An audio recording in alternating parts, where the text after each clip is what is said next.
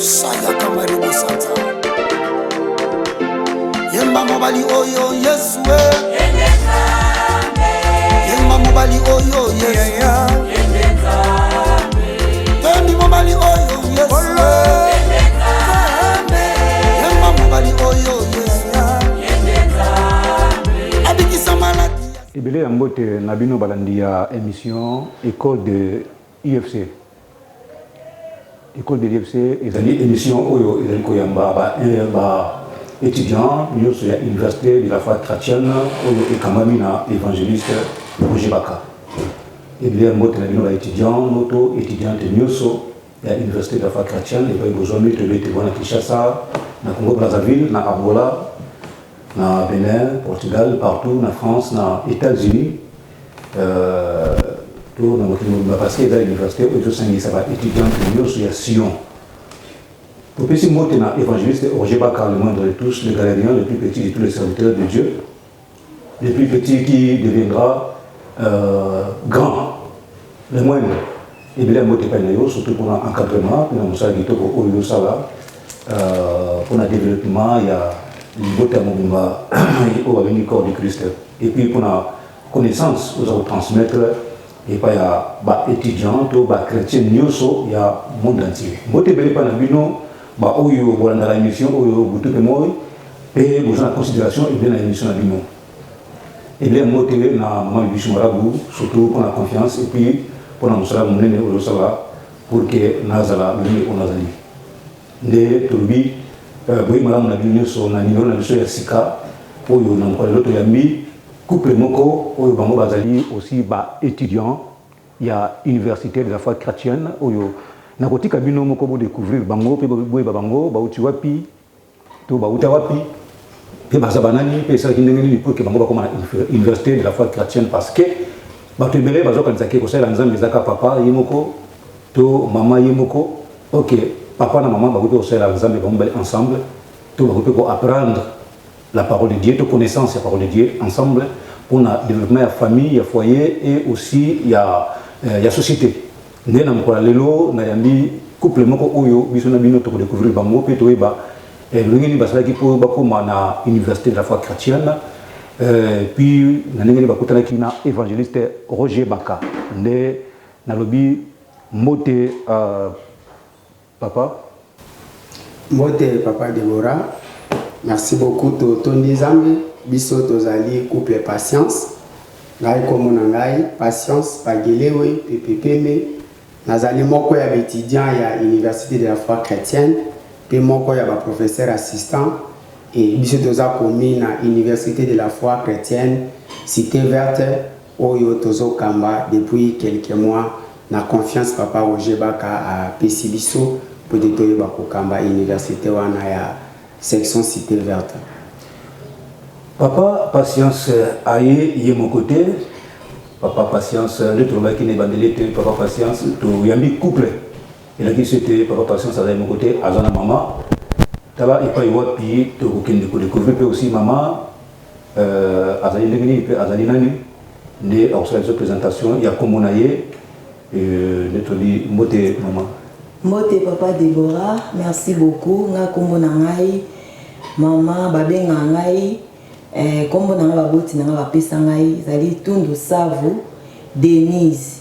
Mais après avoir passé une longue période de maladie, nde Nzambe na bolingo na ya sepelaki abongola nga prénom et lelo bazobenga ngai kombo na ngai zali Tundu Savu précieuse pagelewe par la grâce de Dieu. Pagelewe kombo ya papa Patience.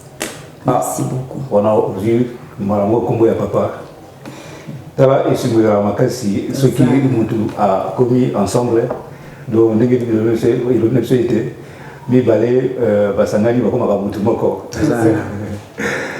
Merci de nous avoir été et le monde a bango de toujours de vous la partage pour nous voir le lien va intégrer qui l'université de la foi chrétienne, peuple de Dieu, et pas ils ont bino bande pour la émission il y a école de l'IFC de toujours ni sous pas papa patience pour nous va être papa patience merci pour la présentation tout le ba papa patience et banda qui ngeni et ya botito ba banda ngeni le otami na famille ni comme papa na maman. Merci beaucoup. Kombo ya papa na maman baboti biso.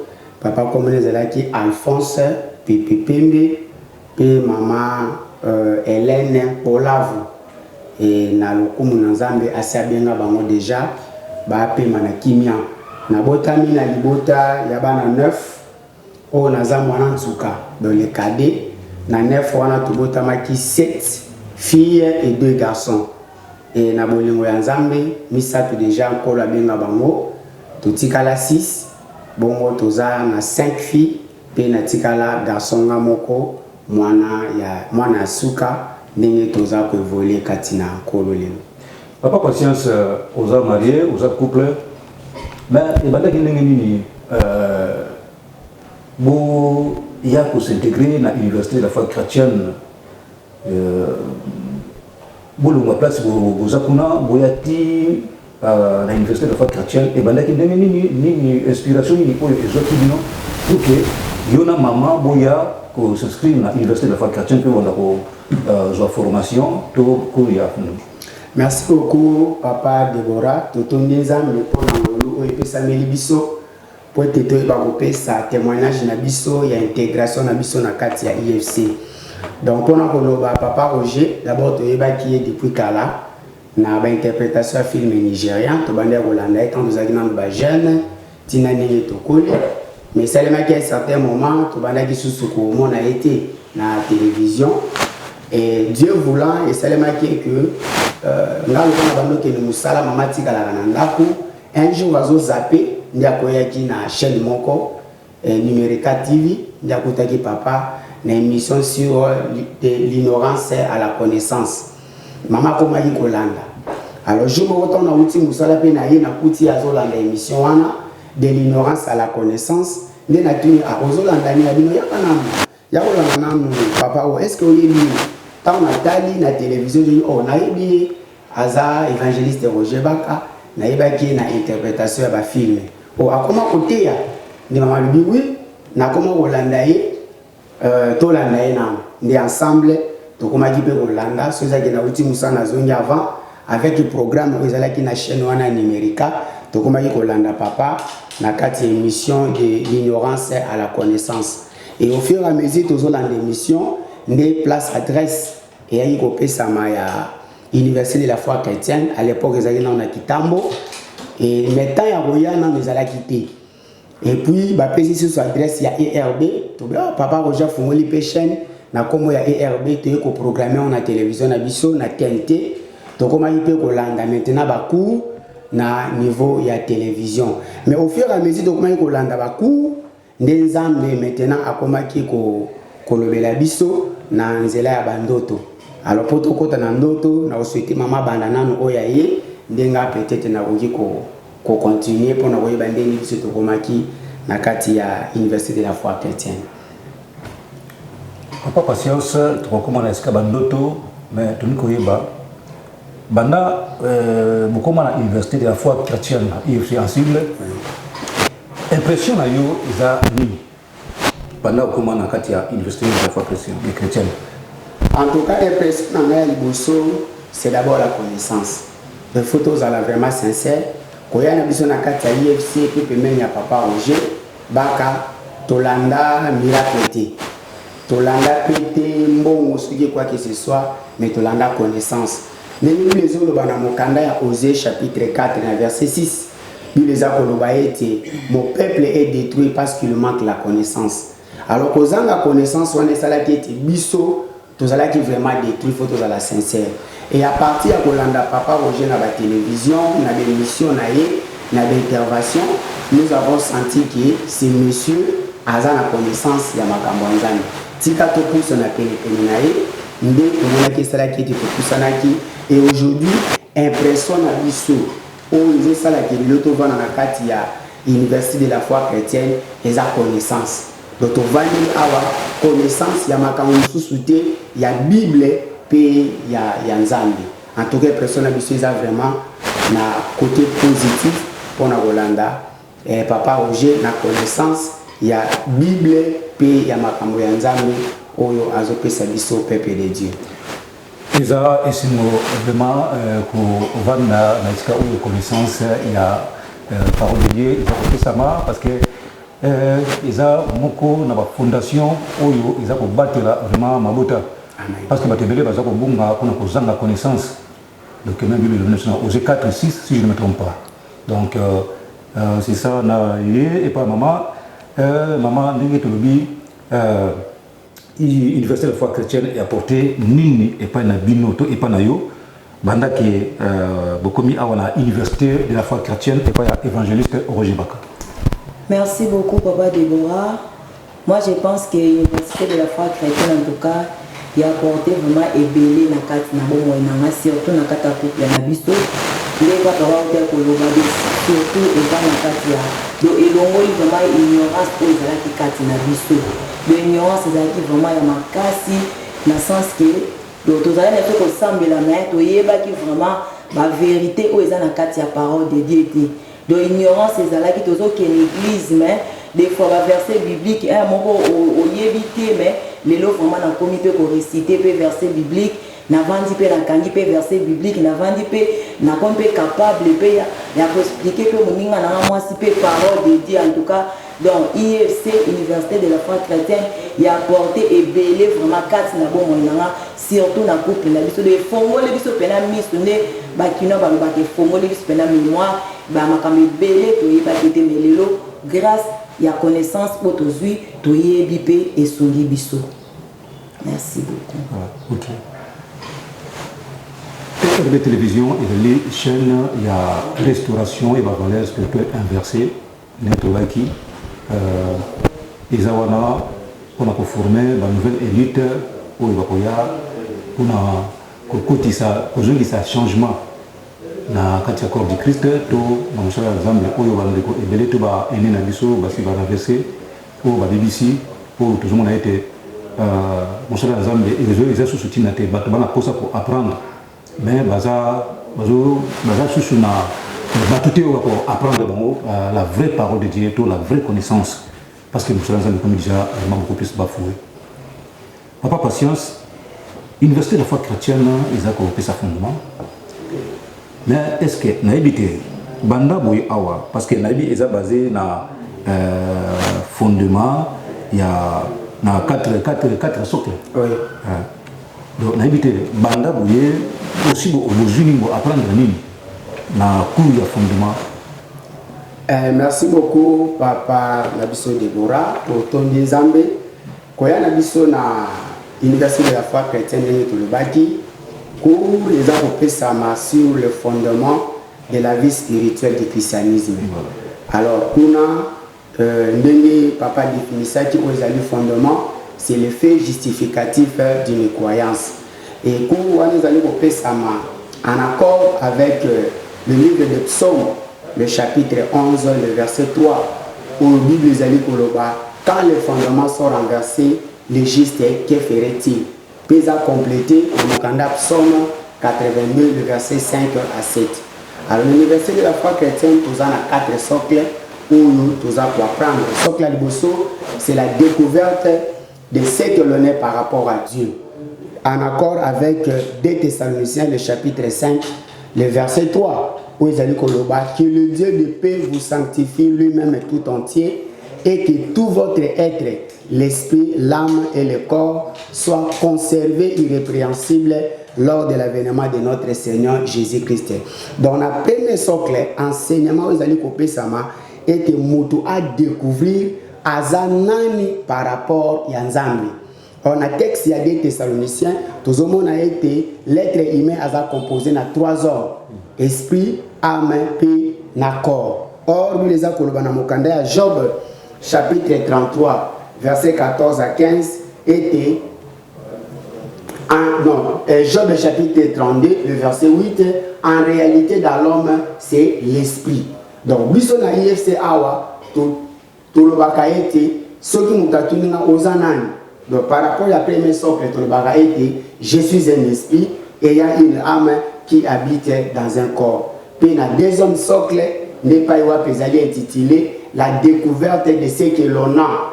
Papa Patience, Mais est-ce que, parce qu'elle a dit que dans l'université de la foi chrétienne, pour enseigner sur les fondements du christianisme, est-ce que vous avez maîtrisé les 4 fondements du christianisme et les 4 socles? Merci beaucoup. Dengue na mutuna nayo na IFC pour les aller copier ça sur les fondements de la vie spirituelle du christianisme en accord avec Psaume 11, le verset 3. Tel que complété dans Psaume 82, 5 à 7. Alors les 4 socles, le premier socle, c'est la découverte de ce que l'on est par rapport à Dieu. En accord avec 1 Thessaloniciens, chapitre 5, le verset 23, vous allez que le Dieu de paix vous sanctifie lui-même tout entier et que tout votre être, l'esprit, l'âme et le corps soient conservés irrépréhensibles lors de l'avènement de notre Seigneur Jésus-Christ. Kuna mutuna ya mnene zali komituna mo Kristo ayeba azana ni par rapport ya nzambe. Puis ce qui total sous na mokanda Job chapitre 32 le verset 8 vous allez koloba en réalité dans l'homme c'est l'esprit, c'est le souffle du tout-puissant qui donne l'intelligence. Donc biso na yesi tant bazali kotuna ngana azana ni par rapport à nzambe réponse ezali je suis un esprit et il y a une âme qui habite dans un corps. Puis la deuxième socle, la découverte de ce que l'on a. Pour nous dire ça que maintenant sans âme tiana c'est na moto mo Christ azali na le cabo au nzambe après ça en accord avec 1 Pierre chapitre 4 le verset 10 où ezali koloba comme des bons dispensateurs des diverses grâces que chacun de vous mette au service des autres les dons qu'il a reçus. Or, mon Christ a continué à donner au service des autres, ce qu'il a découvert et à monter. Il y a un deuxième socle, n'est pas eu à bataille, ça a dit comment mon Christ a continué à découvrir les cabos nzambe à Tiakatinaye. Donc, on a créé à monter, mais on va découvrir à tout prix et de manière continuelle dans le droit de la terre spirituelle, les ouvriers vont découvrir les cabos nzambe à Tiakatinaye. Puis, la troisième socle, c'est la pensée élevée à la hauteur de Jésus-Christ. Tant qu'on découvre aux années par rapport à Nzambe, on peut découvrir les sources du cabo Nzambe à Tchakatinayo. Maintenant, la troisième socle, comment on peut faire confiance totale dans Saint-Esprit pour les caboana au service des autres en accord avec Jean chapitre 16, le verset 12, qui nous a versé dans 15. Puis quatrième socle, c'est la loi de la planification ou la maîtrise du temps. Tant ezali likabo munene o nzamba pesa biso ba Kristo. Mais ba Kristo belé ba yeba ko salela tango na bango te. Or mokanda Ecclésiaste chapitre 3 le verset 1 ezali koloba ete sous le soleil chaque chose a son temps. Donc tozala éternel na sena moi ote. Tozana temps o tokobota ma tokokola pe tokoyeba kokufa. Alors na temps o nzamba pesa biso il faut koyeba comment pour maximiser temps wana pona ko salela nzambe. Ce que vous allez dire, il y a des temps et kokoma ennemi na yo, soit temps et kokoma ami na yo pour réaliser plan ya nzambe o ezami kati na yo. Voilà les 4 socles au tozwakana université de la foi chrétienne. Tango le tango de ko na suka na koza na pe ko pesa marobe pa mama te mama tundu savu. Oui Maman Tundu Savu, Yopé, n'a dit que vous avez papa, vous avez professeur assistante, il y a l'université de la foi chrétienne, il y a Cité verte. Expérience dans les années la maîtrise, il y a 4 fondements du christianisme. Merci beaucoup, Papa Déborah. L'expérience n'a été surtout dans le 3e socle, où ils la pensée élevée à la hauteur de Jésus-Christ. Wana esika papa Roger évangéliste notre évangéliste Roger Baka azo enseigné biso ezali que Nathan au découvrir que ozana ni par rapport ensemble et au découvrir donc ezakati na yo maintenant il faut maintenant savoir comment collaborer avec le Saint-Esprit et il faut maintenant savoir comment découvrir la raison d'être. Donc, on est dans le chapitre 2 où on a impacté comment découvrir la raison d'être dans le troisième socle. Vous allez la pensée élevée à la hauteur de Jésus-Christ. Donc, le socle permet de découvrir la raison d'être et parce que lui besoin de mutabota makana likabwana do likabwana ba fonda kango teme ba découvrir kango parce que ezalaka déjà katina biso et troisième socle esunga kinga vraiment makasi na landa ki vraiment na bokebi nyonso o ezali ke esunga kinga vraiment na découvrir leur raison d'être na ngai o tina o nzamba tindanga na katina mokili oyo voilà on a koki koloba na mukuse pona parmi les 4 socles on a une akali ya mwana Jésus. Agombi na ndoko. Ba andela ko fufu, ba sombela ko maputa, bo sala ka ambiance, bo maboke ndaka. Et si ka lobiko ezali ya ngoyo. Tel pasteur bi merci na évangéliste Roger Baka pour l'opportunité et surtout pour na musala zona ngo eza mukete za munene vraiment ba preuve palpable ya ngoyo. Ceux qui na ba couple ya boye ba komi ko kota makamba boye. Et ba ndimi ko ya ko za fondement. Et pas ya na université de la foi chrétienne. Batali qualité ya mutute mais batali connaissance ya yoko azanango. Vraiment nzanga pambola yo évangéliste Roger Baka merci na musala wana université de la foi chrétienne mobimba pe na monde entier baza vraiment reconnaissant et panayo et surtout na musala osala na kabo o nzambe achekat na yo. Papa na kopesa petite minute moko liloba suka pona bato bazolanda biso to banda bino na ne ko kolanda cour oyo eloko ni bokolo bana bango bato bazolanda biso même ba pasteur mususu oyo bazana na connaissance te basi ba bungisi makambo ebele boko pesa conseil pana bango conseil ni boko pesa pana bango na bande ko mususu ba vandi ba bandu ka pampamba malobisa pana bino papa et puis maman. Merci beaucoup o to koki koloba tozobenga bana na Nzambe koya ebele na université de la foi chrétienne. Université de la foi chrétienne et église ils appellent le ministère tel qu'ils ont précisé, mais c'est une école où ils ont formé une nouvelle élite pour destiner à l'église Nabiso ya Congo. Tout le monde a comment les églises aujourd'hui bâtir les autres salements. Mais tant qu'ils ont la connaissance, ils ont poussé au Kenya, au Koya na maboko ya Batumabe. Ils ont tous invité bana nyonso ya Nzambe, aux pasteurs, aux serviteurs de Dieu, aux chrétiens. Il y a une université de la foi chrétienne pour avoir connaissance. Parce que connaissance, il y a un moto à la royauté. Si vous avez la connaissance, moi, je vais tromper et cause à la tête. Donc, il y a l'université de la foi chrétienne, à Kinshasa, tout la cité verte, Lengue Tolobaki, na 13e rue, première entrée cité verte, na 13e rue, au monde centre hospitalier Kotek, et pas y tout à chaque vendredi, à partir de 16h. Puis, awa, na Kitambo, na direction générale, tous en avenue Kongolo, numéro 5, entrée principale, il y a Camp Babylone, on a tous chaque mercredi, il y a 7h30. Puis tous en module avancé, où ils allaient nous coloniser, il y a dimanche, on a Gombe, l'avenue du Livre, numéro 44, en diagonale, na médecin de nuit, on a tous chaque dimanche, à partir de 9h, et pas la loi d'excellence avec l'évangéliste Roger Baka le moindre. Maman, je vais manquer, maman, je vais parce que télévision. Merci beaucoup, Papa Déborah, pour la parole. Et là, on a connu que nous avons bien aimé l'Andabiso Mokolaïlo, qui est IFC, Université de la foi chrétienne, et l'école de Papa, passant à Moutoulouba. Et eza église plutôt pardon, eza église eza école ya formation.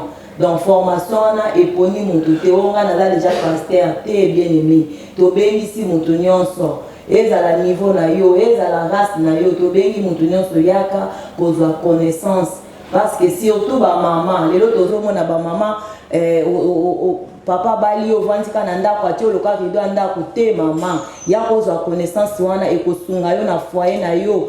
Homme de Dieu, vous avez déjà pasteur, Evraka déjà, il y a qu'à connaissance, et pesameli na motonionso, et ça très important. car la connaissance t'amènera jusqu'à la royauté. Il y a cause de connaissance, il y a parole de Dieu. N'attend de la fin autoza nango. Nzamba pesi biso musana nzambe na génération na biso évangéliste Roger Baka aza disponible pour na enseigner biso. Homme de Dieu azawana boya ebele tobe kombo na Yesu boya nzamba lola afongola biso miso toyeba mabe na malamu parce que tant ya fin ekoki to préparer éternité na biso na kombo na Yesu nzamba pambola bino. Merci papa Patience, merci maman et puis nzambe apambola bino et surtout merci pour la disponibilité.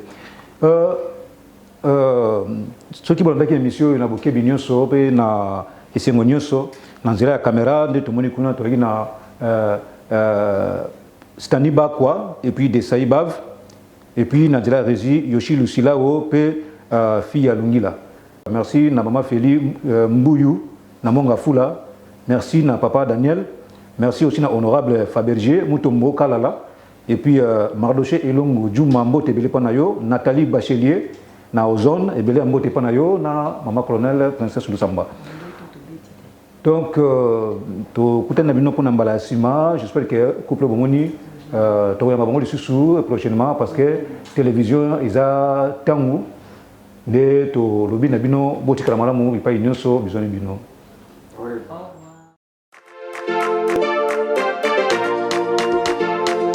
Saya kamari musanza Yemba mobali oyo Yesu